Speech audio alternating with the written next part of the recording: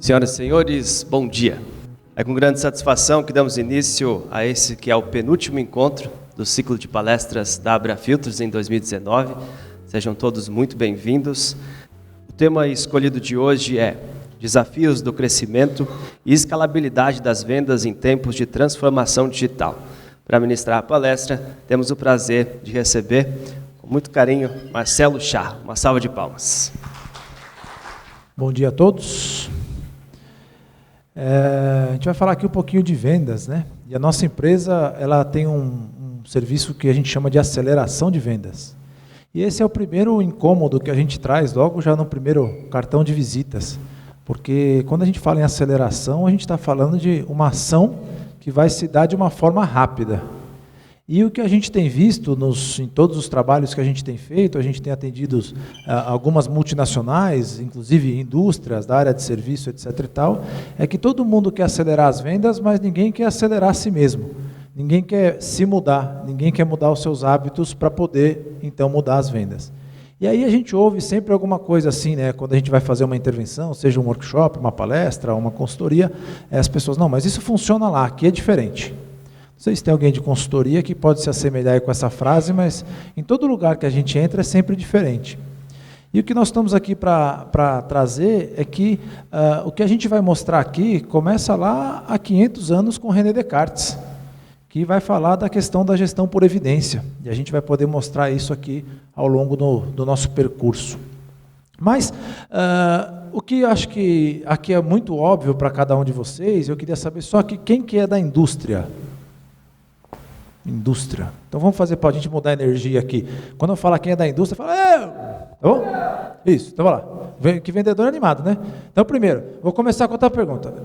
Quem é B2B, ou seja, empresa que vende para empresa, e se tem aqui alguém B2C, que é empresa que vende para consumidor. B2B. Não, mas eu! B2B. B2C. Temos a nossa colega ali. E você também? Legal. Dentro do B2B, que é a maioria aqui, quem é da indústria? Quem é da indústria? Boa. Quem é de serviços, advocacia, software? Tá, meio a meio. E quem é de algum outro segmento que nem indústria, nem serviços? Você também, que aí é B2C. Legal. Então, o que eu vou falar aqui serve para todo mundo. Mas para quem é da área da indústria, vai se identificar de forma bastante direta. E eu queria, antes de falar aqui do que a indústria já faz com primor, e aqui eu vou tentar ensinar o padre a rezar, mas não rezar na indústria, rezar na área comercial, né, ou na área comercial da indústria. A evolução dos processos produtivos demorou e muito para chegar ao departamento de vendas. Com a transformação digital e sua acessibilidade, essa mudança se tornou inevitável. Alguém aí, especialmente o pessoal da indústria, mas quem convive também com a indústria, já sentiu isso aqui? Que você tem ali um processo produtivo redondinho, você tem PDCA, gestão à vista, todas as máquinas estão com setup perfeito, e quando você olha para a área comercial, a gestão orgânica, né? Não tem controle, não tem indicador. Pessoal da indústria, existe isso aí? Não. O pessoal está tímido. Mas eu vou dar um exemplo. A gente fez um trabalho para uma multinacional, uma indústria de vidros, e essa indústria é a maior indústria de vidros do mundo, ou uma das maiores, fornece para as principais montadoras de carros e caminhões. E eles têm uma fábrica, que você tem fábrica, inclusive aqui no Brasil. Quando você visita a fábrica, robô para todo lado, gestão à vista, PDCA, Pareto e todas as métricas possíveis, setup, equipamento de proteção, mão no corrimão do lado direito, mão no corrimão do lado esquerdo, tudo que você possa imaginar. E aí você deve pensar assim, legal, esse pessoal deve ter uma boa performance em vendas. Até tem nas grandes contas, porque os caras são tão grandes que é praticamente um monopólio de fornecimento, mas nas contas menores, eles inventaram uma coisa que talvez eles não chamaram o diretor da fábrica para ajudar. A gente costuma dizer que tem uma área que chama-se Inside Sales, ou área de pré-vendas. A gente vai ver mais adiante aí que ela ocupa 70% do tempo de um time de vendas ou de uma área de vendas. E aí eles têm um processo em que ele pega o vendedor, que é o vendedor que é mais bem remunerado naquela divisão. Esse cara entra no carro e esse cara, dentro da sua determinada região, ele vai percorrendo a região e vai vendo onde é que ele pode oferecer vidro para o pessoal poder revender. Então ele vai vendo lojas que fazem reparo de vidro. Esse cara vai de carro, vamos dizer, de Ribeirão a Uberlândia, parando em todas as cidades, tentando identificar. Curiosamente, um dos mecanismos que eles usam é parar no posto de gasolina e perguntar: se eu quebrar meu para-brisa, onde é que eu arrumo? E aí o frentista vai falar: ó, você vira ali a segunda à direita, a primeira à esquerda, você vai achar uma lojinha, vai ter ali o seu João compra vidro, e é lá que todo mundo da cidade troca o vidro quando quebra. Aí ele vai lá, pega essa informação, pega o telefone do seu João, manda essa informação para a empresa, e o televendas da empresa faz a venda. Bizarro, né? Na indústria multinacional, uma das maiores do mundo, em que se você for olhar a área produtiva dela, se você chamasse talvez o chefe de produção da área industrial, o cara ia falar: bicho, vocês estão loucos? Você tem que fazer um mapeamento antes de mandar o vendedor gastar gasolina. Isso é óbvio, né? Quando a gente faz esse trabalho, por exemplo, a gente está fazendo também numa grande fabricante de tratores, também multinacional, o cara, para vender o setor agrícola em geral, ele tem que viajar bastante, né? Então ele pega o carro, 100 km, vai na fazenda, chega lá e fala: putz, você não compra o meu produto. Volta mais 100 km, pega mais 100 km, vai na outra. Ao invés dele fazer um trabalho, por exemplo, de mapeamento. E o que eu estou querendo dizer é que muitos de vocês aqui já sabem grande parte do que eu vou dizer. A questão é que as vendas, o processo de venda em si sempre foi muito focado, especialmente no Brasil, que é um país muito amigável, né? Aqui a gente não costuma falar não. A gente até brinca que a melhor forma do cara se esconder de você é você mandar uma proposta para ele. O cara não te atende nunca mais. Então, no Brasil, a gente não consegue falar não. E a gente quer atender o cara que é mais amigo. E o cara que é mais amigo pode estar numa fazenda a 100 km, mas ele pode não comprar o meu produto. Então, quando a gente tem o processo relacional como a moeda de troca principal do processo de vendas, eu tenho um processo de vendas muito, muito, muito ineficiente. Aí, quando a gente faz a intervenção com os times de vendas, os times mais tradicionais, o cara fala assim: não, mas o cara tem que ser meu amigo, eu tenho que ter conexão. Isso já é passado. Você só sobreviveu como vendedor até agora porque você já sabe construir rapport, você já sabe criar conexão, ou você, ou a maioria dos vendedores, vamos dizer assim, porque foi a escola de vendas que a gente teve até agora. Eu tomo um cafezinho com o cara, aí o cara vai lá, faz uma reunião de 1 hora, toma um cafezinho e não tira nenhuma informação relevante do cliente. Se ele compra, se ele não compra, se ele tem budget, se não tem budget. Então o cafezinho é o método mais improdutivo que tem de você dizer que você está trabalhando. A gente está focando o esforço e não o resultado. Para dar mais um case e a gente começar aqui. A gente fez um trabalho para uma multinacional sueca, também indústria, e eles têm até hoje o monitoramento do número de reuniões em que o vendedor, número de reuniões que o vendedor faz. Essa aí talvez seja a segunda pior métrica, a primeira é do cafezinho. Os caras atendem grandes indústrias de petróleo, e aí o cara pega um avião daqui, vai até Campos, pega um helicóptero de Campos, vai até a plataforma de petróleo, vai fazer a reunião e o cara não vai comprar o que ele vende.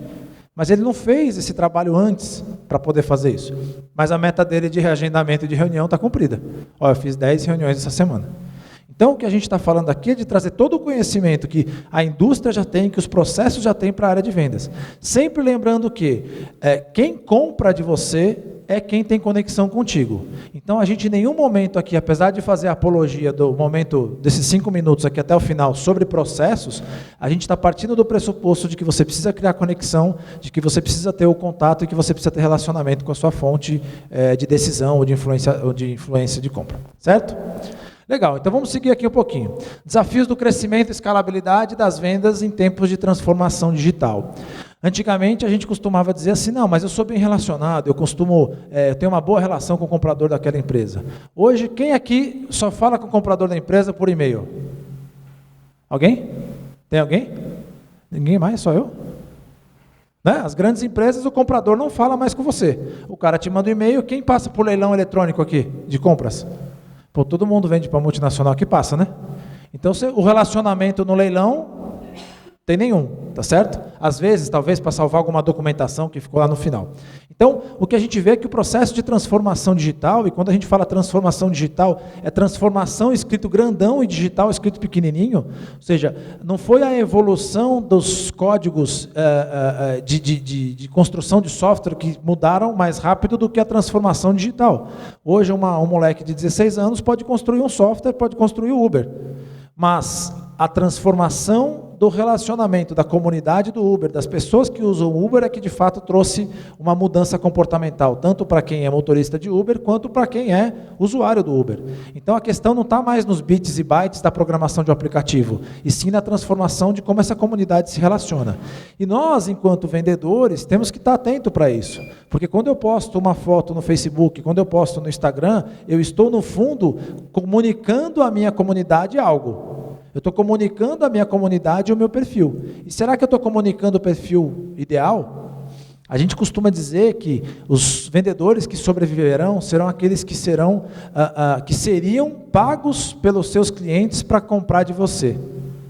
Sou estranho, vou dar um exemplo. Existe um cara que se chama Roenis. Roenis é um cara que ele é especialista em tênis de corrida. Então, se você quiser comprar um tênis de corrida para ser o mais perfeito para você, você vai falar com esse cara. Esse cara cobra R$500 para te vender um tênis que você ainda vai pagar o preço do tênis. Mas por que tem gente que compra o tênis com ele? Porque ele evita que você gaste R$1.500 num tênis que a Nike lançou agora só porque é legal e gaste 350 no Mizuno porque é o que serve para o seu pé, porque é o que serve para o seu tipo de terreno. Então esse cara tem valor e você paga para comprar com ele. E é isso que todos nós, vendedores, que queremos ser de alta performance, teremos que ser. A gente tem que ser o que a gente chama de advisor, ou um conselheiro, para que o cliente queira, antes de comprar alguma coisa na qual eu sou especialista, ele me ligue antes. Pode ser até que ele não compre de mim, mas ele vai lembrar que eu sou advisor. E aí, quando a gente fala da transformação digital, nós todos estamos inseridos nela, nas redes sociais, nós temos que, então, transmitir essa mensagem de que nós somos o especialista. Vamos pegar o exemplo de quem vende seguro, por exemplo, né? Então você tem um corretor de seguro, quando o cara está sempre postando as novidades, etc. e tal, você tem aquele cara como referência. Então é importante que em tempos de transformação digital, a gente se entenda que nós também somos uma marca e que nós devemos ter uma marca pessoal. Mas vamos lá. O que a gente tem como característica do vendedor? E aqui eu preciso quebrar 3 crenças limitantes. Quem já passou por algum processo de coach vai saber o que é crença limitante. Quem não passou, eu vou explicar. Crença limitante é aquilo que você acredita, às vezes algo que seu pai falou para você desde pequenininho. Então, eu vou compartilhar uma crença limitante minha, que eu venci há algum tempo, mas há pouco tempo, não há muito, em que meu pai é engenheiro, então talvez vai se assemelhar a vocês aqui. Meu irmão também é engenheiro, naturalmente. Qual faculdade eu fiz? Meu irmão é mais velho. Que faculdade vocês acham que eu fiz? Engenharia. Mas qual que eu queria fazer? Comunicação, marketing, etc. e tal. Quando a gente mapeia os perfis comportamentais, eu sou o cara que sou comunicativo, o cara que é o falador, o cara que é extrovertido. Meu pai e meu irmão é o introspectivo, é o analista.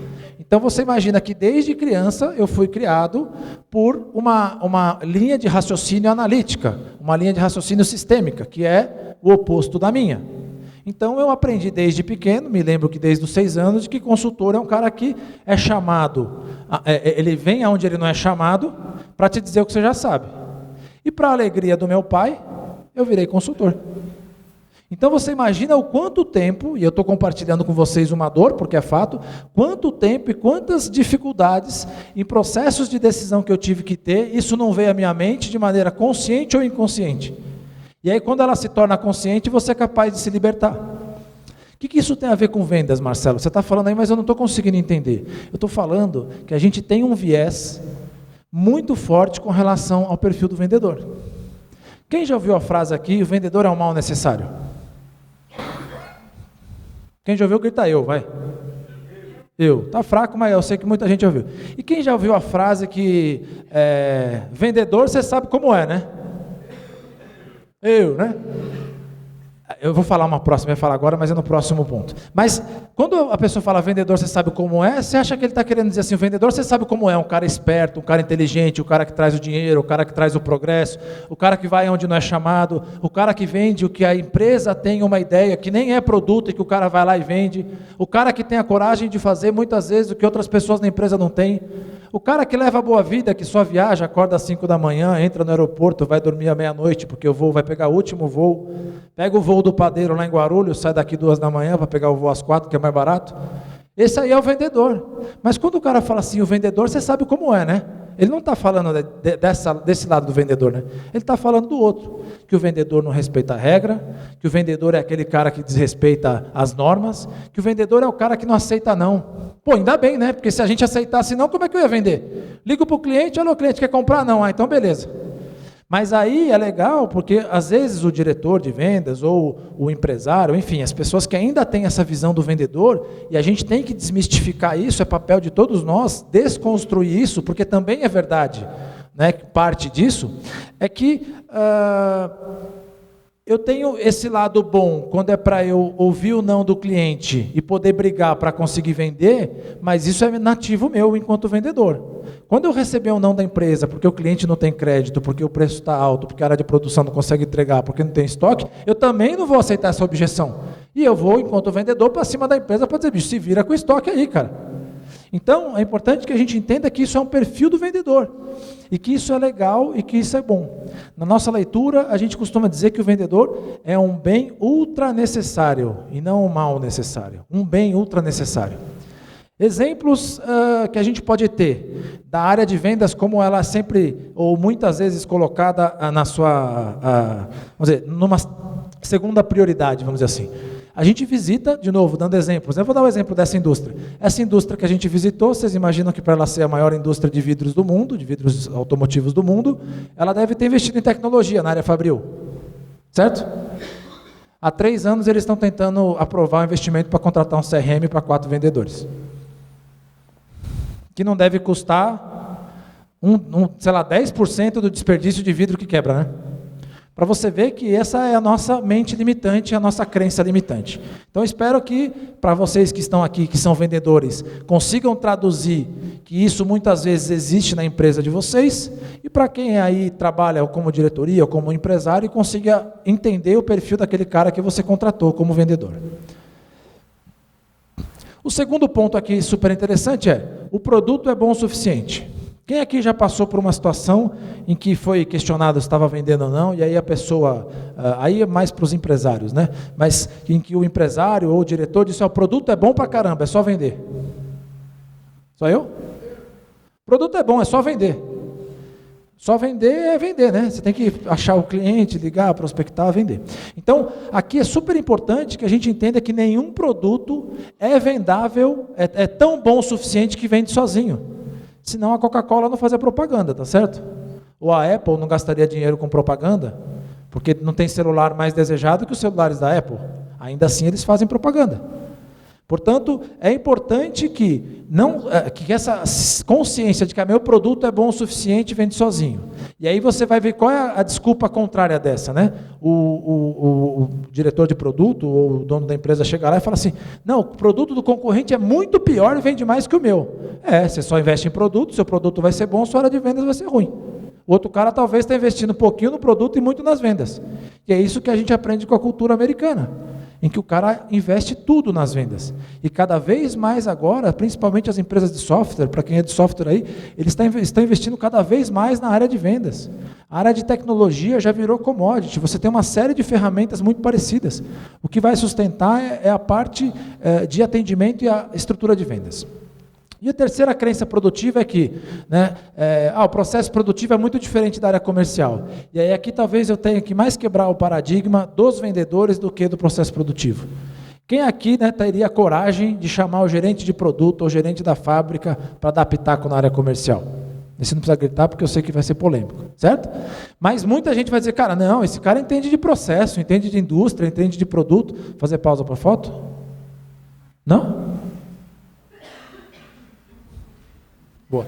Bom, então o processo de vendas é um processo muito parecido com o processo produtivo, né? Chega junto do cara que é o diretor da fábrica, do diretor do produto e fala, cara, me ensina aí como é que faz processo, porque eu não sei. Eu sei ter relacionamento, mas eu não sei fazer processo. Eu não sei quais são as evidências que eu tenho que colocar em cada parte do processo, eu não sei como esse processo evolui ao longo do tempo. Então, espero ter quebrado essas 3 crenças para a gente começar a aterrissar aqui. Quando a gente fala de processo exponencial e escalável, a gente está entendendo o seguinte, eu quero conseguir ter, deixa eu ver se eu acerto aqui a luzinha, eu quero conseguir ter uma curva assim, mas quando eu for implantar o meu processo, ele vai ser um processo assim, Quem nunca passou por um setup de uma máquina ou de um produto, né, quem implanta software também, né, você vai implantar o software, não é no dia seguinte que ele começa a funcionar. Você tem todo um espaço ali de teste, erro, teste, erro, teste, erro.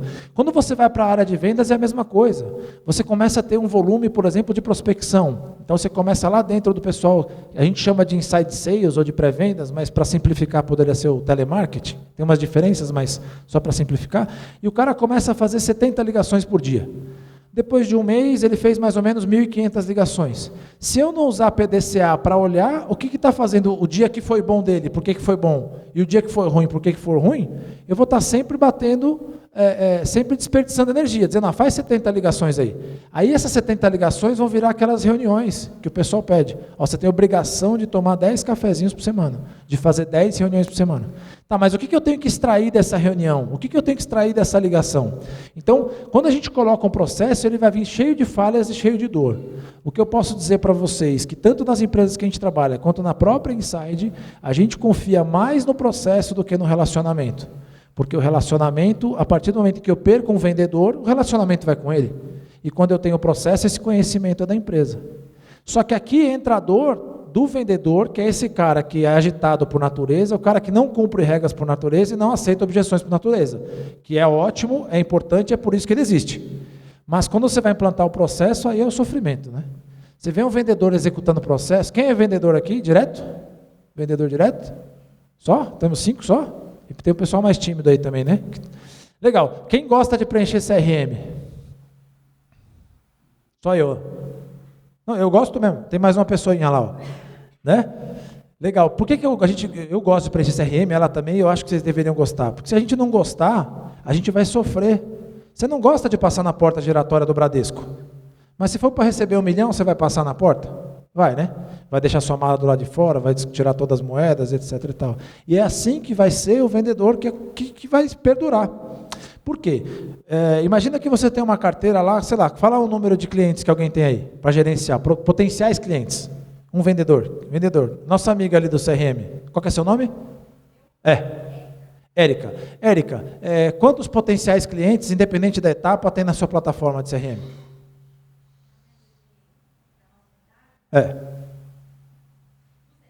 200. Pergunto para os nossos amigos vendedores que ainda utilizam caderneta ou post-it para lembrar das suas tarefas. 200 clientes. Quantos contatos tem mais ou menos em cada cliente? 5. Quem pode me ajudar aí? 5 vezes 200, quanto dá? 1.000, né? Tá, o contato do cliente é formado pelo quê? Pode ser o básico. O nome do cara, telefone e e-mail. Para não falar nem do cargo, vamos falar do cargo. 4. 4 vezes 1.000, 4.000, né? A caderneta de vocês, ou de quem ainda usa, né, vamos falar de vocês, ou vamos falar de outras pessoas que não estão nessa sala aqui, a caderneta dessas outras pessoas possui 4.000 linhas organizadas? Não possui, né? Então não tem como ser um vendedor de alta performance nos CRM. Marcelo, mas aqui é diferente, é venda relacional. Não é, bicho. Não é. Pode ter certeza que não é. Não há quem me consiga me provar, pelo menos pode ser cabeça dura minha, né? Herança. Mas não há quem me prove que consegue gerenciar 4.000 contatos na caderneta e consegue lembrar das atividades desses 4.000 contatos. Então a gente utilizar CRM é fundamental, porque a gente fala de uma coisa exponencial e escalável. Quem viu o crescimento, por exemplo, da Netflix, né, que é uma coisa exponencial, escalável. Qual o desejo de todo vendedor? Conseguir vender assim, né? Cara, todo mês eu vendo o máximo. Mas eu não consigo vender o máximo se eu não tiver processo. Mas aí eu não quero o processo. Então você não vai vender o máximo. Então, super importante que a gente também, enquanto vendedor, assuma as nossas deficiências, ou dificuldades, ou crenças limitantes, e a gente abra a mão delas, porque vai ser melhor para a gente. Legal. A gente, ao longo desse tempo, desenhou um negócio que a gente chamou de Sales Science Framework, uma estrutura de aceleração de vendas, entendendo que a venda está mais para o lado científico do que para o lado processual. Vou dar um exemplo prático do varejo. Quem é B2C aqui, tem mais um B2C ali em algum lugar. A gente está fazendo um trabalho para um grande varejista do Nordeste, e esse varejista possui 600 vendedores de chão de loja. A gente fez um trabalho de BI para identificar os que mais performam, os que menos performam, e a gente foi entrevistar os 10 que mais performam e os 10 que menos performam. Quando a gente entrevistou os 10 que mais performam, eles têm técnicas muito avançadas, apesar de não ser claro para eles, de técnicas de persuasão, como, por exemplo, coerência. Então, ele tem que vender ali seguro de garantia estendida. Né? O cara compra uma geladeira e fala, por mais R$20 por mês na parcela, você tem garantia estendida de 3 anos. Legal. Esse cara, por exemplo, para mostrar coerência, esse é um dos vendedores que mais vende, ele tira uma nota fiscal do bolso e diz, todo produto que eu compro com garantia estendida. Então, cliente, eu recomendo que você compre. Isso é gatilho mental e técnica de persuasão. Se eu perguntar para ele, ele não vai saber que é esse o nome, mas ele usa. Outra técnica que outro vendedor usa, prova social. Prova social é quando você coloca o depoimento de algum cliente falando bem de você, ou falando bem do seu produto. Esse cara gravou um vídeo com uma das clientes dele, que teve a televisão dela quebrada, e por ela ter a garantia estendida foi à casa dela, pegou a televisão, levou, trocou e deu outra nova para ela. E ele gravou um vídeo sem autorização do gerente, compliance, nada disso, e mostra para os clientes dele. Isso é prova social, isso é técnica. Então, quando a gente fala do relacionamento, o relacionamento hoje já foi muito desdobrado para você poder ter essas técnicas de persuasão, de conexão e etc. e tal. E aí, a gente tem, então, dentro dessa parte técnica, nessa estrutura de aceleração de vendas que a gente criou, um cara primeiro que chama René Descartes. René Descartes, há 500 anos, fala da gestão por evidência. E o que a gestão por evidência tem a ver com nós vendedores? Algum vendedor já falou aqui, putz, eu acho que eu vou vender? Já, todos. Se não falou, é porque não acha, é porque não vai vender. É da natureza do vendedor ser otimista, porque senão ele não era vendedor. Ou seja, então, o pior erro que um gerente de vendas pode dizer é falar assim, você acha que você vai vender? Ele vai responder, não, porra, acho que não. Estou aqui só porque eu acho que eu não vou vender. Vou sair daqui, vou gastar 4 horas para visitar o cliente porque eu acho que eu não vou vender. Então, essa é a dor que talvez seja o ponto mais crítico quando a gente fala assim, eu vou trazer o diretor de produção para fazer o processo de vendas. Então, essa aí é uma crença que a gente tem que, vamos dizer, se abstrair para poder... Como é que eu consigo gerar evidência para saber que esse cliente está mais ou menos quente? Tem maior ou menor possibilidade da gente fazer a venda. E alguns são os exemplos, né? Você pode, por exemplo, falar, cara, eu vou fazer um questionário, vou dar um exemplo prático aqui, fabricante de tratores mundial. A gente pediu para que na primeira ligação, esse vendedor que identificasse essa oportunidade, respondesse algumas perguntas. A primeira das perguntas era saber com quem ele fazia, ali é para a área de serviços e manutenção, com quem que ele fazia a manutenção atual do parque de tratores dele. Então, eu estou fazendo uma pergunta objetiva, direta, eu quero saber quem está fornecendo para ele hoje. Depois, esse cara perguntava quem é a pessoa que é responsável por decidir a compra de serviços dessa empresa. Depois eu pergunto, o seu parque tem mais ou menos qual idade são os seus tratores? Quanto tempo você fez a última manutenção? E eu pergunto para ele, cara, qual é o seu próximo trator que você vai levar para revisão, por exemplo? Veja que em uma ligação eu consegui gerar 4 perguntas que vão me dar respostas objetivas. Quando eu poderia ter falado do jogo do Flamengo, do jogo do Palmeiras ou do jogo do Corinthians. Se o cara for corintiano e o Corinthians tivesse ganhado, ele estaria feliz. Se eu sou flamenguista, o Flamengo for campeão da Libertadores, eu vou estar feliz. E aí a ligação vai ser um sucesso. Aí o meu acho na reunião comercial de segunda-feira vai ser, putz, certeza que ele vai comprar. O cara falou pra caramba, falou do parque dele, mas que informação objetiva você extraiu dele? Então a gente resgata aqui nessa questão do processo René Descartes. Quem for da área industrial e da área de processo vai estar vendo o padre rezar. Mas como eu estou falando, catequizando a área de vendas, né? Vamos dizer, a gente está sendo a gente fala que a gente é o evangelizador e é o apologista do CRM. A gente faz apologia ao CRM. A gente tem depois especialização por função do Taylor e do Fayol e sequência do trabalho. Muitas vezes, e aí não é culpa do time de vendas, mas da estrutura de vendas, eu tenho o vendedor que ele faz o trabalho de inteligência de mercado. Quem se identificar aqui no final, fala eu, tá? Quem aqui já viu algum vendedor, não aqui vocês, que eu sei que vocês não fazem isso, e nem a empresa de vocês pede, mas quem aqui já viu algum vendedor ter que fazer mapeamento de mercado, descobrir quem no meu território compra, identificar quem são os potenciais clientes, nome, telefone e e-mail, fazer o contato com esses potenciais clientes, agendar a reunião, identificar a oportunidade, especificar a proposta, colocar a proposta, fazer negociação, fechamento e, em alguns casos, pós-venda. Alguém já viu isso aqui? Eu. Comum, né? E aí a gente às vezes chega lá e diz que o vendedor é improdutivo, porque ele não está conseguindo fazer só essas atividadezinhas que tem para ele. Só vender, né? O produto é bom. Então, a gente tem especialização por função. E aí, aqui, se a gente não tem essa possibilidade enquanto estrutura da empresa que a gente trabalha, a gente tem que tentar fazer isso durante o nosso dia a dia. Não é fácil, mas é possível. Se a gente tem uma estrutura, a gente deve ter uma pessoa só fazendo o trabalho de mapeamento de mercado. Para dar o exemplo dos nossos amigos advogados aqui, né? A OAB proíbe todos os tipos de conexão possíveis. Mas o que me impede, eu, enquanto escritório de advocacia, que eventualmente estou sediado nesse prédio, mapear todas as empresas que são próximas à minha região aqui, que me são de interesse? Como, por exemplo, pelo número de funcionários. Eu posso dizer, empresas até 10 funcionários para mim não interessa. Então eu vou entrar no LinkedIn, vou saber o nome de todas as empresas, dou uma busca no LinkedIn, vejo o número de funcionários que ela estimadamente tem apresentando no LinkedIn, listo o nome de 100 empresas e fez meu trabalho de pré-venda. E a partir daí eu faço meu trabalho de prospecção, certo? Então, especialização por função. Alavanca de resultado, Wilfred Pareto, a gente fala do famoso 80-20, provavelmente aqui muitos já conhecem o famoso 80-20, em que 80% dos meus resultados está focado em 20% dos meus clientes.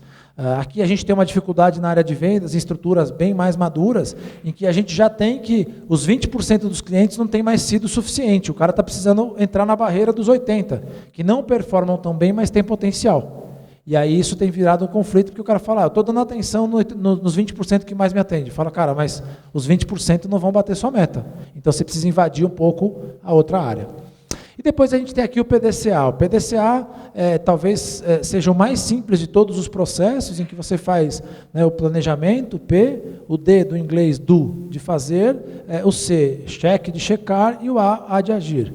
Então, eu dei o exemplo aqui da pessoa que faz televendas, para dizer assim, mas o PDCA não é aplicável a vendas. O PDCA é aplicável a tudo, especialmente as coisas que têm ciclo e se repetem. Quando você faz o processo de ligação, por exemplo, que você liga para 70 pessoas por dia, você vai conseguir desenhar um processo mais eficiente de fazer essa ligação. Então você pega a pessoa que liga 70 vezes por dia, se ela analisa o dia que ela vai bem e o dia que ela vai mal, ela vai conseguir ver o padrão em que isso pode ser facilitado para ela. Mas vamos lá, deixa eu ver se aqui se a gente anda. Para quem ainda não acredita em processo e quem ainda não viu esse vídeo, isso aqui é um pit stop em que cada um dos caras desse vídeo faz uma coisa só. O que eu estou dizendo aqui é que se a gente idealmente pudesse ter na nossa linha de vendas um cara que fizesse só o mapeamento de mercado, o outro que fizesse só a conexão digital, tem estruturas, por exemplo, em que você tem uma pessoa operando o LinkedIn de um responsável da empresa. Porque o LinkedIn é uma ferramenta que te dá tanto potencial que o dono da conta não consegue utilizar ela na máxima potencialidade. Aí o que você faz? Você contrata um fantasminha de LinkedIn, que é o cara que pilota o LinkedIn para você. Então é ultra especialização por função. Vamos ver como é que os caras fazem. Opa! Sempre funciona no teste, nunca funciona. Aí.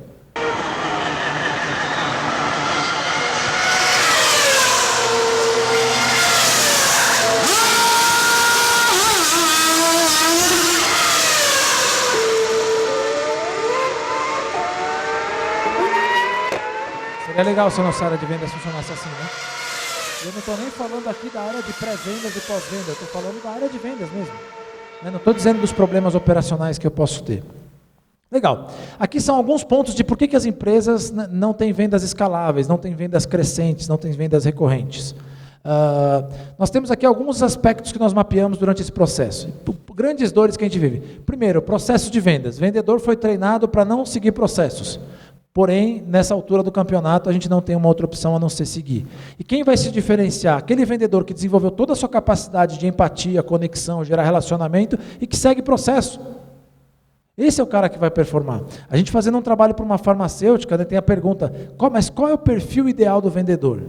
Resposta básica de consultor depende. Mas nesse caso a gente conseguiu quantificar. Os vendedores que fazem a visita porta a porta no interior têm que ser vendedores que têm um relacionamento um pouco mais avançado. Os vendedores que fazem a porta do médico nas capitais têm que ser um cara um pouco mais analítico, um cara um pouco mais preciso, porque o ritmo é diferente em cada uma das regiões. Mas o mais importante de tudo isso é você conseguir mapear. Porque se eu colocar um cara que é muito analítico no interior, ele não vai performar, e se eu fizer o contrário, também não. Então veja, a gente tem os processos de vendas bem desenhados, e seguir os processos, eles vão ser mais fortes do que o nosso dom, o nosso potencial individual. Aqui tem uma outra característica, só para falar de uma pinceladinha num tema, que é a questão da inteligência emocional. Todos nós temos as nossas variações de humor ao longo do dia, da semana e dos meses. Quando a gente não tem um processo, a gente que é vendedor, quando o Corinthians ganha, a gente vai ficar mais feliz. No meu caso, quando o Palmeiras ganha, A gente vai ficar mais feliz. E aí na segunda-feira eu vou trabalhar horrores. Só que na segunda-feira eu recebi o não de uma grande proposta que eu esperava que eu ia fechar. E aí na terça-feira eu não vou performar bem. Segundo livro, Rápido e Devagar, que ganhou um prêmio Nobel, o autor desse livro, ele diz o seguinte, ele diz que para cada uma resposta negativa, você precisa de 10 positivas. Então veja, todo mundo aqui já passou de perder um grande contrato, um grande potencial contrato. Então você vai passar a ter que perder um grande contrato, você vai ter que passar a ganhar 10 contratos ou 10 notícias positivas. Então quando eu foco no processo, eu falo, cara, eu sei que minha mente está tentando me jogar para baixo aqui para eu parar de vender, porque não está legal hoje, eu não estou bem, mas cara, eu falei que vou fazer 10 ligações no dia, eu vou fazer 10 ligações. E o processo vai vencer o dom de vender. Depois aqui a gente tem previsibilidade de vendas, garantia de prospecção, ou seja, ter uma pessoa só fazendo o trabalho de prospecção. A gente vai ver adiante que o trabalho de pré-venda é 70% do trabalho de vendas. Então, quando a gente fala só vender, 70% é pré-vendas, 30% é a venda em si. Ou seja, quando eu chego diante de um cliente que quer comprar, eu tenho que fazer 30% do trabalho. O mais difícil é chegar diante de um cliente que falar, opa, eu quero comprar, me dá uma proposta. Legal. Gestão de leads, aqui a questão do CRM. Então, se eu tenho 200 clientes com 5 contatos cada um, com 4 pessoas 4 dados em cada contato, eu já não consigo controlar. Depois aqui, alinhamento entre marketing e vendas. É comum você ter a área de vendas, por exemplo, buscando novos clientes, e você ter um potencial de grande quantidade de up e cross-selling na sua carteira.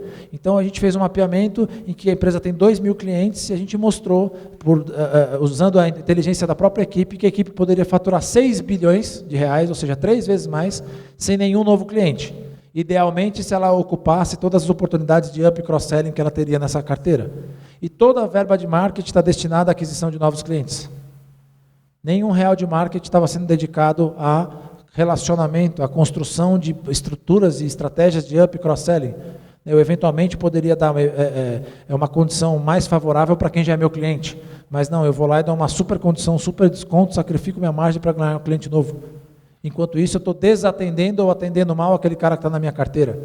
Isso aqui, quando a gente fala lá nos Estados Unidos, o que eles estão vendo assim como tendência? É você aumentar ao máximo o tempo de vida do cliente.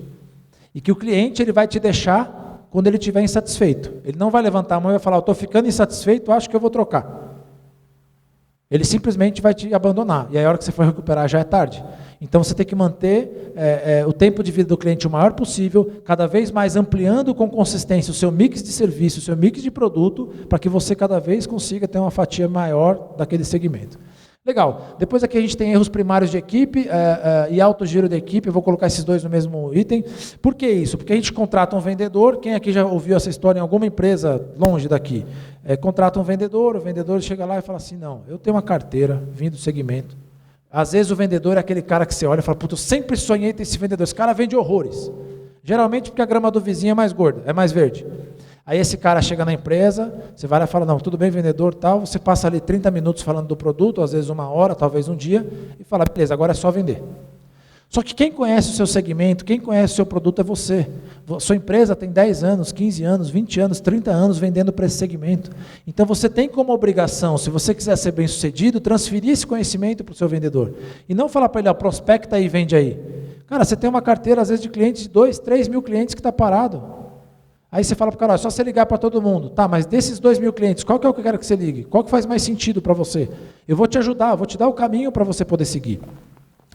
Existência de indicadores, aí muitas vezes para quem não tem CRM especialmente, você olha quanto você botou de proposta, quanto você vendeu, quanto você perdeu.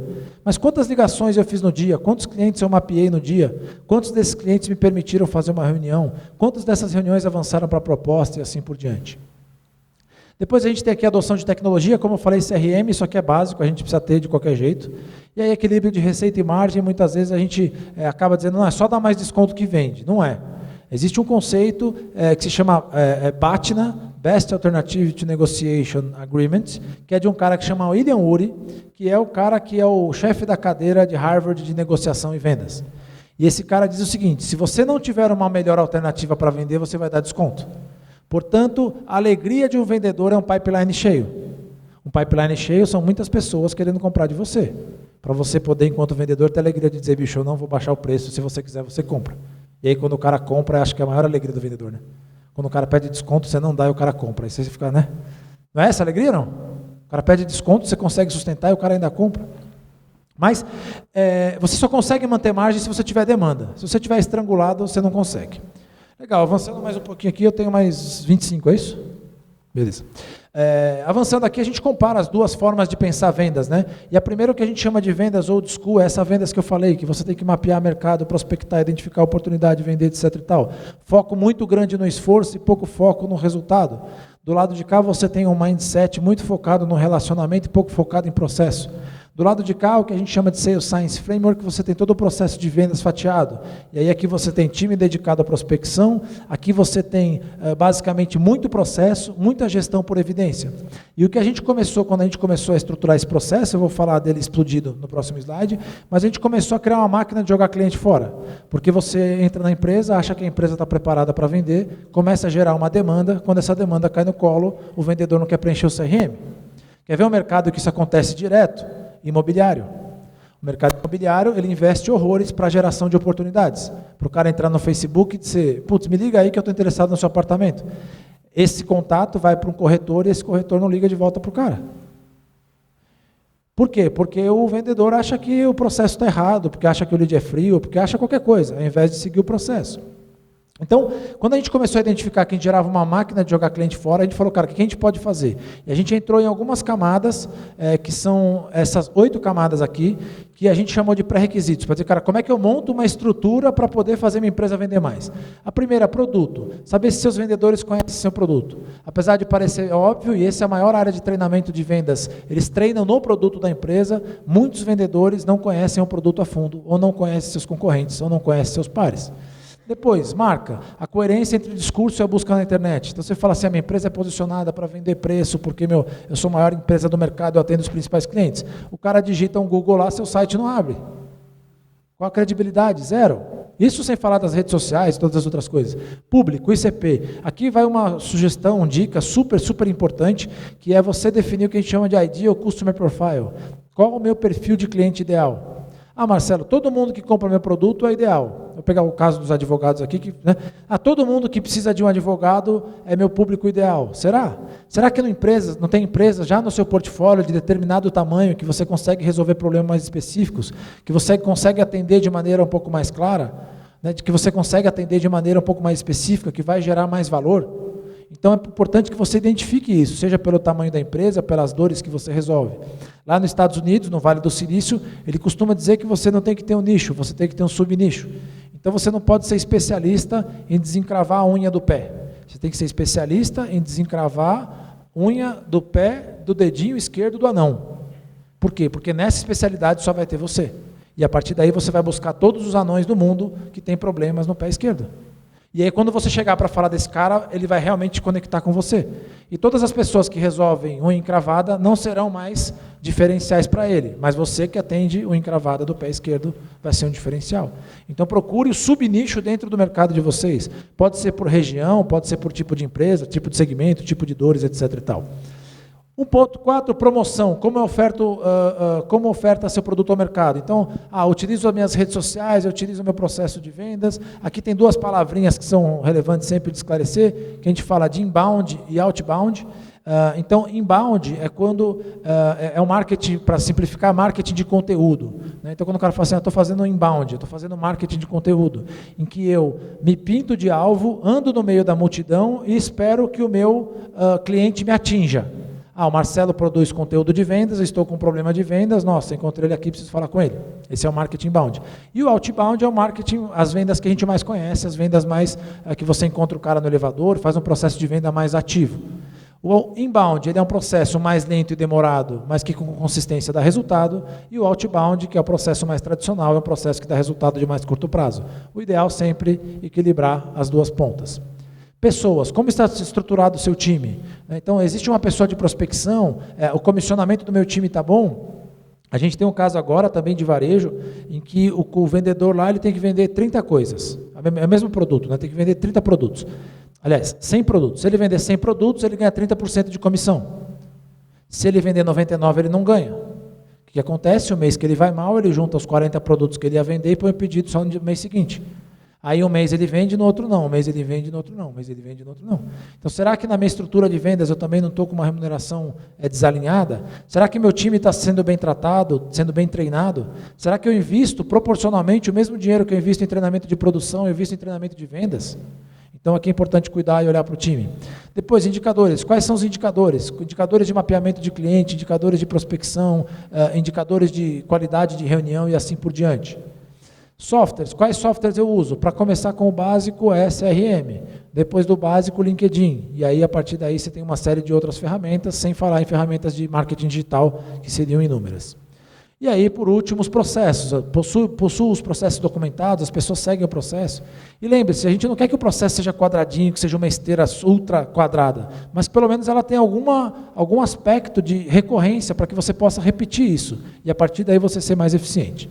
Então, quando a gente começou a criar uma esteira, uma máquina de jogar clientes fora, a gente falou, cara, qual a causa raiz de jogar cliente fora? Eu jogo um cliente para dentro, o cara não consegue gerenciar o cliente. Eu jogo um cliente para dentro, o vendedor não entende do produto. Eu jogo o cliente para dentro, ele não tem apresentação para voltar para o cliente. Então, todas essas são causas raízes de não venda ou não escalabilidade nas vendas.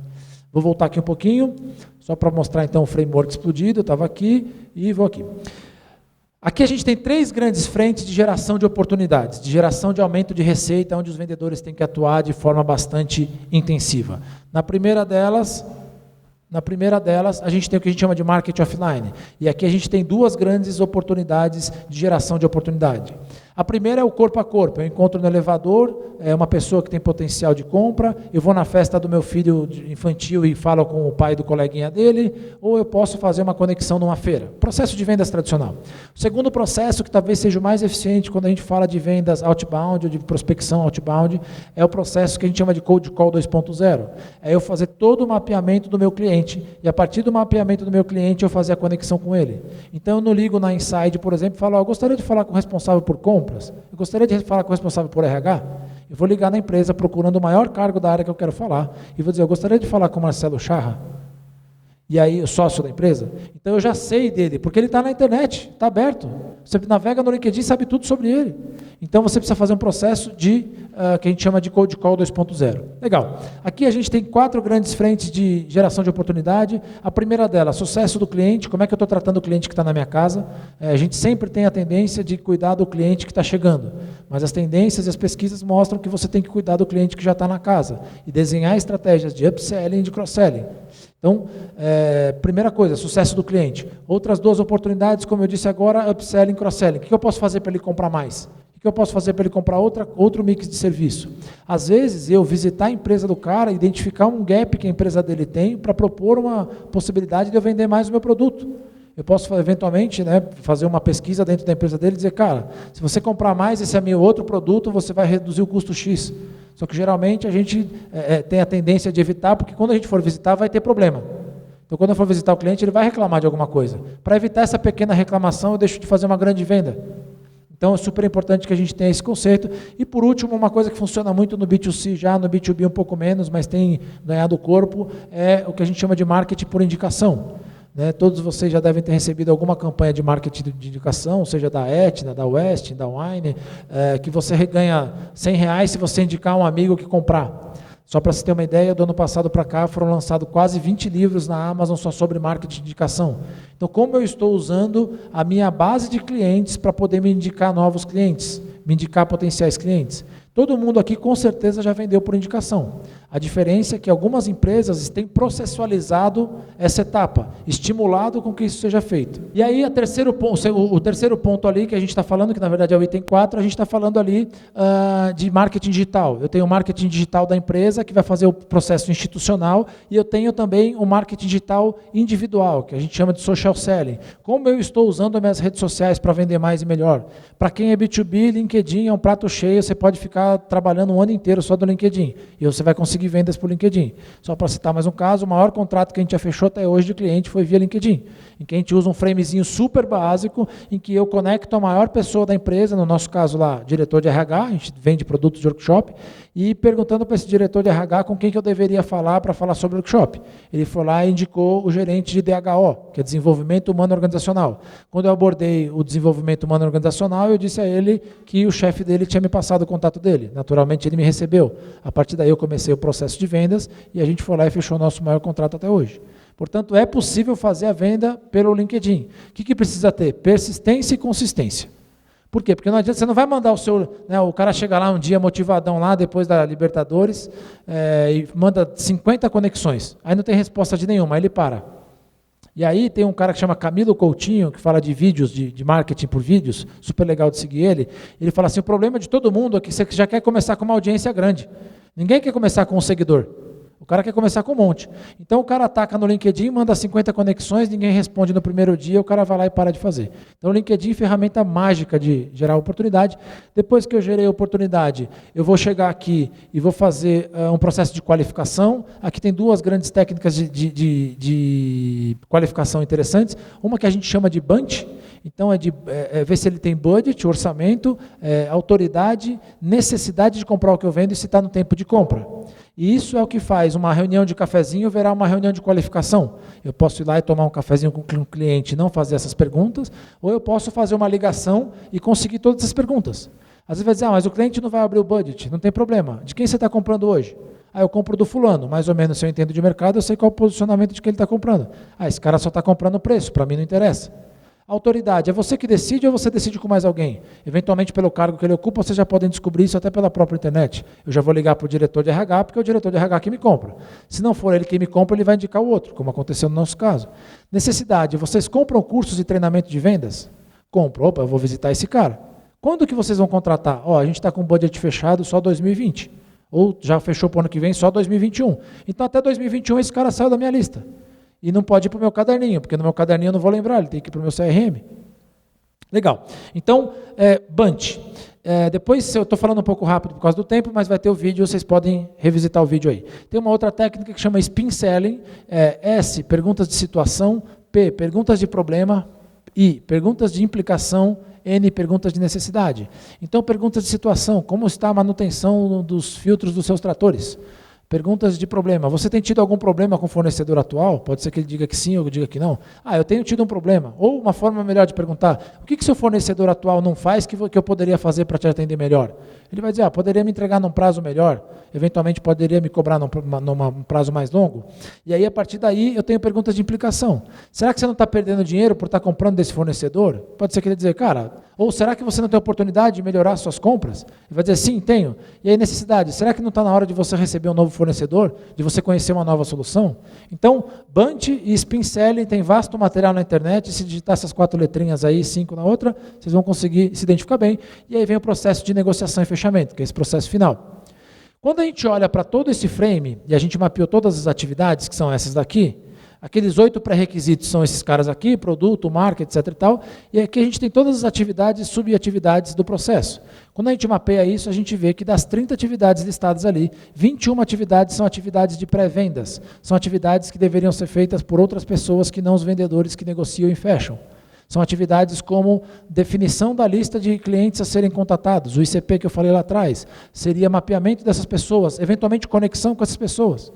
E eventualmente ir num processo em que você só vai colocar o vendedor na mesa a partir do momento em que ele tem uma levantada de mão, em que ele identifique de fato uma oportunidade, ou que esse time de pré-vendas abra uma reunião para você enquanto vendedor. Só para a gente poder ver a distribuição, quando eu faço todos os meus pré-requisitos é pré-venda, quando eu estou fazendo todo esse trabalho de prospecção é pré-venda, e só quando o cliente levanta a mão e fala, acho que eu tenho interesse em te receber. Aí entra o vendedor, que é o cara que é mais caro na cadeia, e é o cara que vai conseguir fazer o processo de venda mais eficiente. Beleza? Vamos lá. Aqui, essa matriz não vai dar para ver aqui, mas o PowerPoint dá. A gente fala como você desenhar o seu ICP. O que eu estou falando aqui? Vou pegar um exemplo... software. Empresa de software. Vocês vendem que tipo de software? ERP? Legal. ERP, eu lembrei de uma coisa. Vocês são da TOTS, né? Representante da TOTS? Ou TOTS? TOTS? Legal. Ontem eu encontrei, a gente está num evento que chama Congresso Brasileiro de Treinamento e Desenvolvimento, e encontrei o Sr. Ernesto. Conhece o Sr. Ernesto? O Sr. Ernesto é o verdadeiro fundador da TOTS. Só uma curiosidade, porque a história é super curiosa. O Sr. Ernesto, ele tinha uma empresa de tecnologia bem pequenininha, e ele tinha um estagiário nessa empresa. E aí, certo dia, o estagiário chegou para ele, quando tinha seus 4, 5 funcionários, e falou assim, Sr. Ernesto, ou você me dá metade da empresa ou eu vou embora. O estagiário era prodígio, sabia o que estava falando, e o senhor Ernesto foi para casa e perguntou para a mulher dele o que ele deveria fazer. A mulher dele falou, cara, você está há 10 ou 15 ou 20 anos trabalhando nessa empresa, você não deveria dar 50% para o estagiário. Ele não ouviu a mulher dele e deu 50% para o estagiário. E o estagiário hoje é o presidente da TOTUS, é o Consentino que fez a TOTUS ser o que a TOTUS é. Então foi curioso só porque encontrei o... Ele continua, eu perguntei isso para ele ontem. Eu falei, você continua não ouvindo sua esposa? Ele falou, nunca mais. A partir daí eu já sabia que a minha sorte estava lançada, então eu já acertei essa vez, não queria errar as outras, né? É bom, né? Numa vida inteira acertar uma vez, né? Porque geralmente a gente tem que ouvir a esposa, né? Geralmente quando a gente não ouve a esposa, a gente erra, né? Nesse caso ele acertou, então ele não quis arriscar de novo. Mas foi curioso, vendo RP. E aí eu lembro dele porque você falou RP, e ele falou, cara, hoje tem mais empresa de RP que cliente. Tem mais fornecedor de RP que cliente, né? Então, legal. Se eu tenho um mercado ultra competitivo, em que eu tenho mais fornecedor de RP do que cliente, o que eu faço? Eu vendo para qualquer um? Não, eu vou achar onde eu tenho um cliente que eu tenho mais valor para ele. E eu vou dizer para ele assim, vou tentar identificar nessa matriz, qual que é meu perfil de cliente ideal? Como eu descubro isso? Cara, eu vou olhar para a minha carteira e ver qual é o tipo de cliente que eu mais atendo. Ah, cara, eu fiquei ultra especializado em RP para empresas de filtro. Indústrias de filtro. Legal, vou procurar se eu tenho mais mercado de indústria de filtro. Se eu tenho, eu já vou abrir a porta dizendo, cara, eu sou a única empresa que fornece RP especializada na indústria de filtro. E eu atendo 50% do mercado. Será que você não me receberia aí? Eu tenho um diferencial para poder falar. Então, eu defino o perfil do meu cliente ideal, eu defino o perfil do cliente qualificado, vou dizer, cara, mas também uma indústria muito pequenininha de filtro talvez não me interesse, porque não vai ter dinheiro para pagar. Então, eu vou dizer que indústrias de filtro acima de 100 funcionários me interessam. E indústrias de filtro abaixo de 100 funcionários não me interessam. Ou indústrias de filtros que sejam certificadas, etc. e tal. A partir daí eu posso criar uma série de requisitos, aqui a gente colocou alguns, mas qual o segmento de atuação? Então a gente falou, indústria de filtros, perfil ideal acima de 500 funcionários, perfil qualificado acima de 100 funcionários, perfil desqualificado abaixo de 100 funcionários. Qual o porte aparente da empresa do cliente? Eu já usei aqui a palavra dos funcionários. Localização, eu posso dizer, cara, eu tenho um processo como eu estou aqui em Santo André, eu consigo atender muito bem, dar suporte muito bem às empresas da região. Esse pode ser meu diferencial. E assim por diante, você vai desenvolvendo todas as possibilidades que você tem de ter diferencial frente ao seu cliente, para que você possa ser diferente de todos esses outros caras que fornecem o RP. Aqui uma curiosidade super interessante, para a gente já para o finalzinho de tudo aqui, isso aqui é um framezinho de ligação. Então você tem 5 segundos no telefone, e é 5 segundos mesmo, o YouTube diz que é entre 3 e 6 segundos, o cara continua ou não assistindo o seu vídeo. No telefone, 5 segundos. Para ganhar 5 minutos, para ganhar uma reunião de 50 minutos. Qual é um grande erro que os vendedores que prospectam fazem? O cara quer vender no telefone. O cara quer vender o produto dele, o cara nunca te viu, e às vezes você na sua ligação de 5 minutos, quer vender, já quer tirar o pedido no primeiro contato. Então você tem que ter um processo de relacionamento, de construção de confiança. Aqui é uma pesquisa que foi feita por uma empresa que mapeia isso via inteligência artificial, e ele disse que as ligações mais bem-sucedidas duram em torno de 5 minutos e 50 segundos. Portanto, se você começa a monitorar as suas ligações e elas estão abaixo desse número, possivelmente o seu potencial cliente não está te dando atenção suficiente para você convencê-lo a fazer uma reunião de 50 minutos. Então, qual é o meu objetivo nos meus primeiros 5 segundos? Conseguir fazer com que ele fique 5 minutos no telefone. Nesses 5 minutos, eu tenho que levar para ele alguma coisa de valor que vai permitir que eu faça uma reunião de 50 minutos. E aí, nessa reunião de 50 minutos, é que eu vou começar a fazer o meu processo de venda efetivamente. Isso aqui é um flow que vocês vão poder ver depois, de uma estruturinha de perguntas e respostas que você pode fazer para tentar alongar o tempo do cliente. O que ele mostra aqui é que as ligações mais bem-sucedidas são aquelas em que o vendedor pergunta. Quem conduz uma reunião, quem conduz uma conversa, uma negociação é quem pergunta. Portanto, se logo no começo o seu cliente começa a perguntar, você provavelmente está com a bola invertida. Nesse primeiro contato, eu preciso perguntar quantos clientes ele tem, quais são as dores dele, se é ele que decide, etc. e tal. Quando ele inverte isso, ele está conduzindo a negociação. E aí, segundo essa pesquisa, ele mostra que quando a gente vai para cá, em que o cliente dá o caminho, o roteiro da ligação, elas são menos eficientes do que quando você dá o roteiro da ligação. Aí quando a gente entra nesse microprocesso, cada frase que você fala é importante. A gente pode depois ir explorando isso para gatilhos mentais e coisas desse tipo. Então é importante que você, se você é o cara de prospecção, tom de voz, como é que eu vou fazer a conexão, e ao longo do tempo você vai criando o seu. Legal. O objetivo de tudo isso aqui é que a gente consiga gerenciar e controlar todas as etapas do funil de vendas. Quantas pessoas eu tenho que são meu público, ou seja, aquela lista que eu mapeei de todas as empresas de Santo André que podem me comprar. Número de prospects, a gente chama aqui de prospects, são todas aquelas empresas de Santo André que podem me comprar e que eu tenho nome, telefone e e-mail de alguém. Eu chamo aqui de leads, né? O lead vem da palavra pista, pista de detetive, né? São pessoas que me deram uma pista de que vão comprar, ou a gente chama aqui de levantadas de mão. Quantas dessas pessoas se interessaram pelo meu produto? Responderam um e-mail, atenderam minha ligação, marcaram uma reunião, a gente chama esse cara de leads. O segundo cara que a gente chama de oportunidade são os caras que passaram pela aprovação ou do Bunch ou do Spin Selling. Ou seja, que responderam positivamente, na minha visão, as perguntas que fazem sentido eu continuar evoluindo com esse cliente, que estão dentro do meu ICP. Depois eu tenho aqui a negociação, ou seja, depois que eu botei a proposta, e depois fechamento, que vira o número de clientes.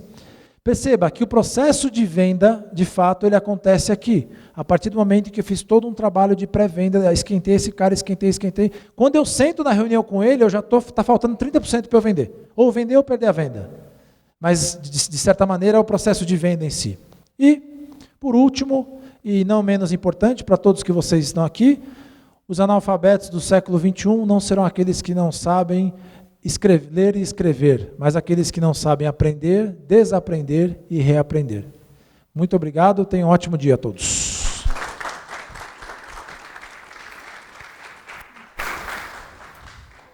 A gente vai abrir para pergunta, tem a pergunta da nossa amiga. Qual que é o seu nome? Daniela. É isso, Adriano? Posso seguir isso aqui? Isso mesmo, isso. Eu vou passar. Temos 20 minutos para perguntas, ela vai fazer a pergunta de novo no microfone aí para a gente poder seguir. Quem mais tiver pergunta, pode levantar a mão. Não, é sobre o que você estava falando, da gente fazer a indicação de clientes, ou seja, a gente vai estar passando informação dos nossos clientes, né? E aí o choque que vai ter com aquela nova lei de proteção de dados do cliente, né? Bom, e a proteção de dados ao cliente, entendeu? Sim. É isso que... O que a gente entende por marketing por indicação? E aí é onde está a força dele. Eu não vou fazer um marketing por indicação passando uma lista da minha empresa para uma outra empresa. Eu vou fazer um marketing por indicação conectando uma pessoa com a outra.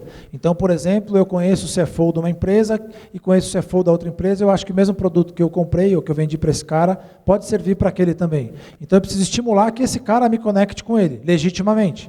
E aí a gente não está dentro da lei de proteção de dados, porque a gente está falando de relacionamento humano. A gente está fazendo com que os nossos clientes indiquem outros, e não necessariamente por meio de passar uma lista de telefone deles. Então o que a gente quer é criar uma conexão legítima e real, que seja estimulada por um cliente satisfeito nosso, para que ele possa me indicar outro cliente. Só que quando a gente não faz isso, isso acontece de forma espontânea. Então o cara comprou o carro numa determinada concessionária, e aí ele ficou tão satisfeito com o atendimento, que quando a mãe dele vai comprar, ele fala, compra naquela concessionária lá, compra com a vendedora tal, ela é super atenciosa. O que a gente quer é que isso que hoje já é espontâneo se torne efetivo. Então, acho que talvez assim, a gente não teria problema com a lei de proteção de dados se de fato for estimulado a conexão real. Né? Quando o cara indique um familiar seu para ganhar um desconto na Westin. Você não está passando o dado dele, você vai mandar um link para ele, ele vai clicar nesse link se ele quiser, e você só ganha se ele entrar no site da Westin e se ele preencher os dados dele lá. Por exemplo. Mas eu poderia fazer esse marketing por indicação pedindo que o cara mandasse um e-mail, Marcelo, eu gostei muito do serviço que a gente contratou, conforme você solicitou, pediu, incentivou, sei lá qual que vai ser o caminho, eu estou te conectando com outro CFO de uma empresa. CFO da outra empresa, o Marcelo fez um trabalho aqui, foi super legal, etc. Estou te conectando com ele. Então é estimular esse tipo de conexão real. Porque aí o processo de vendas encurta muito, o ciclo de vendas encurta muito, e os pares indicam os pares, né? Dificilmente uma empresa que tem um tipo de cultura e de performance vai indicar uma outra empresa completamente diferente dela. Então, quando a gente fala do ICP, de atender um determinado nicho de clientes, né, vamos dizer, aquele caso que eu disse, o anão que foi atendido e foi resolvido o problema dele de um encravado do pé esquerdo, vai indicar outros anões da mesma, eventualmente, faixa social ou etária dele que tem problemas semelhantes. Entendeu?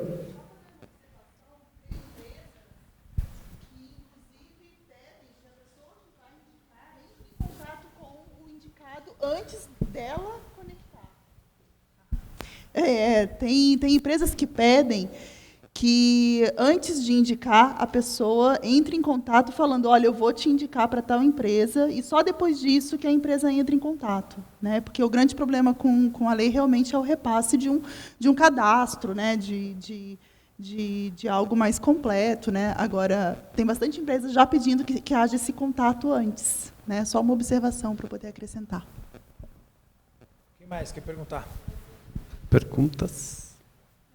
Tudo bem? Meu nome é Cristina. Eu tinha todo esse processo há 16 anos com multinacionais, onde eu vendia meu produto, telefone, e-mail e um cafezinho com compras ou marketing, né? Aí eu migrei para workshops de moda, moda em Paris e moda São Paulo. São workshops na cidade local.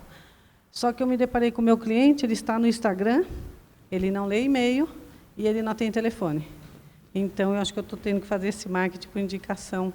Eu tive que me aliar com influenciadora para poder trazer esse público para o workshop. Consegui levar para Paris uma turma, mas tudo por indicação de Instagram. É bem diferente a venda do que esse tipo de venda que eu fazia, né? Então, eu estou patinando um pouco nesse processo todo. Aqui a gente, como a gente viu no começo, a gente tem um caso B2C, né, que é um caso mais... mas vou dar um exemplo, tem duas pessoas de B2C. Então, isso aqui funciona super para B2B e para B2C. Só para dar o exemplo da Reserva. A Reserva é uma marca de roupa, que ela tem um processo de vendas B2C. Né? E aí você, quando vai lá, faz uma compra, todos os vendedores já estão instruídos quais são as peças que ele vai fazer de up e cross-selling. Aquilo que sempre foi orgânico nos melhores vendedores da loja de roupa, né? Você vai comprar uma calça, cara, você não quer levar o cinto, não quer levar uma meia, não quer levar uma camisa. Hoje, na Reserva, isso já é um processo. Então, o cara já sabe quais são os produtos, pela inteligência, pelo BI dele, quais são os produtos que mais combinam com os outros, de maneira que, quando ele vai passar a peça no caixa, ele diz, as pessoas que compram calça também compram cinto, ofereça cinto. Mas mais legal do que isso, dentro do B2C, quando esse cara chega na casa dele, já tem um cupom de desconto no e-mail dele, dizendo obrigado por comprar na Reserva. Caso você faça uma compra nas próximas 24 horas na loja online, você ainda ganha mais R$30. Então, o fato é que a processualização das vendas, aquela frase que a gente colocou no começo, né, a inteligência de processo produtivo demorou e muito para chegar na área de vendas. Hoje ele se tornou inevitável. E os vendedores que resistirem a isso serão trocados por jovens nativos digitais, que a gente chama, que o cara já nasce utilizando o WhatsApp e esse cara vai usar um CRM porque ele gosta. Algumas dificuldades que a gente enfrenta, que não enfrenta com times mais jovens, ou assim, de idade, né? Quando você fala para o cara preencher o CRM, que a ligação dele vai ser gravada, vendedores mais tradicionais vão dizer, puta, nem a pau vai ser gravado, o cara vai ouvir o que eu estou falando. Mas você não está trabalhando? Você não está tentando vender? Qual o problema de gravar? Segundo, quando eu gravo, eu consigo ouvir e fazer o PDCA da ligação. Se eu faço 100 ligações no dia, 50 ligações no dia, eu consigo ver qual ligação foi mais efetiva e por quê. Então, o jovem encara isso como um benefício, né? A pessoa que é mais experiente encara como uma restrição. Outra coisa que os CRMs têm é a questão da geolocalização. Você visita o cliente, aperta que você está lá por geolocalização, ele já dá o check-in que você visitou o cliente. Vendedores mais tradicionais vão dizer que isso é para monitorar o cara. De outro formato, a gente poderia olhar e dizer, cara, você não precisa mais fazer o seu processo de reembolso e justificar onde é que você estava hoje à tarde. Então, tudo isso são processos que estão acontecendo e que não tem como a gente brigar, né? Enfim, está aí, está acontecendo. Cada vez mais, os clientes compram cada vez mais pela internet, compram cada vez mais digital, né? Esse processo que você falou, compram pelo Instagram, e a gente não pode ficar se escondendo disso. E aí, quando eu falei logo no começo a questão de aceleração de vendas, né? Acelerar significa ter esforço, né? Para quem corre, para o carro de corrida, o cara precisa botar gasolina, é esforço, é difícil, você tem que acelerar, e você tem que praticar uma ação. Então, para eu vender mais do que eu estou vendendo hoje, eu preciso fazer alguma coisa diferente. Fazer alguma coisa diferente, tenho certeza que vai passar por diversas crenças limitantes. Por isso que, apesar de o coach hoje ser uma coisa super mal falada, ou enfim, né, tem alguns blogs que falam mal de coach, etc. e tal, e aí eu posso falar isso porque eu não sou coach, então posso falar bem do coach, né, porque se eu fosse, eu ia estar querendo vender um produto, mas não sou. O coach, ele ganha força porque, de fato, ele destrava uma série de crenças limitantes que todos nós temos. Que todos nós temos desde criança. E aí você vai destravar um cara lá na frente, o cara está destravando e fala, putz, cara, eu tinha isso porque aquilo outro. Né? Só para validar com um exemplo próprio, e eu também não fiz coach, fiz terapia, mas não fiz coach. Mas, enfim, Falo bem do coach porque eu acredito mesmo que o negócio é transformador, e aí também tem bons profissionais, maus profissionais, enfim, toda essa categoria, mas eu que cresci ouvindo falar que consultor é um cara que não serve, é um cara que vem para te dizer, depreciação do consultor. Quantos projetos eu não vendi abaixo do custo por acreditar nisso, por acreditar que consultor não tem valor?